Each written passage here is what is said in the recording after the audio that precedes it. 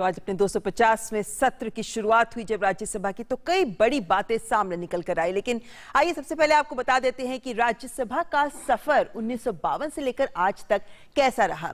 13 मई 1952 राज्यसभा के पहले सत्र की बैठक हुई। ये वो तारीख थी जब राज्यसभा के पहले सत्र की पहली बैठक हुई। 1952 से अब तक 5446 बैठक राज्यसभा की हो चुकी है। ये हम 249वें सत्र तक की बात कर रहे हैं। अब तक कुल 3817 विधेयक राज्यसभा से पारित हो चुके हैं।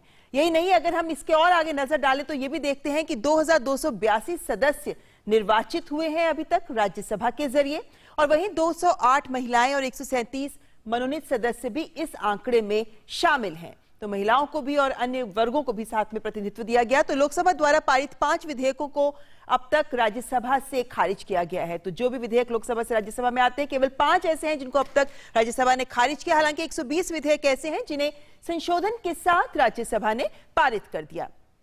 इसके अलावा अगर हम देखें तो राज्यसभा में जो पहला बिल पारित हुआ वो था भारतीय शुल्क दूसरा संशोधन, द इंडियन टैरिफ दूसरा संशोधन बिल। वहीं समाज सुधार पर पहला बिल था विशेष विवाह अधिनियम।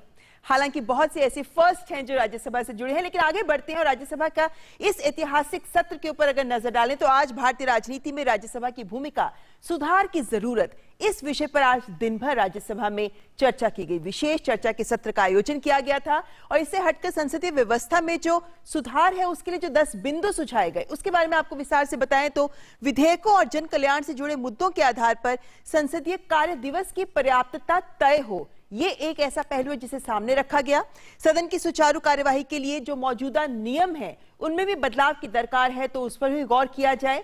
एक और सुधार का बिंदु, सदस्यों के लिए अपने विचार रखने और जन कल्याण के मुद्दों को उठाने के लिए पर्याप्त और प्रभावी साधनों की उपलब्धता सुनिश्चित की जाए, ये एक और बिंदु था। सदन की तात्कालिक प्रक्रियाओं की प्रभावकारिता, कितने प्रभावी हैं ये प्रक्रियाएं, इस पर भी गौर किया जाए। चर्चाओं में ज्यादा से ज्यादा और निष्पक्षता पूर्वक सदस्यों की भागीदारी सुनिश्चित की जाए, इसके लिए जो भी नियम है उन पर भी गौर किया जाना जरूरी है।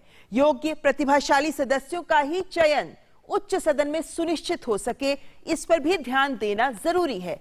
संसदीय व्यवस्था के तहत सदन की सुचारू कार्यवाही के लिए सदस्यों द्वारा नियमों का पालन और अनुशासित व्यवहार, यह भी सुनिश्चित किया जाना जरूरी है। सदन की चर्चाओं में ज्ञानवर्धक और समृद्ध योगदान के लिए जो सदस्य हैं, जो सांसद हैं, उन्हें ढांचागत सहयोग भी दिया जाना चाहिए ताकि वो अपने आप को तैयार कर सके और चर्चाओं में योगदान दे सके।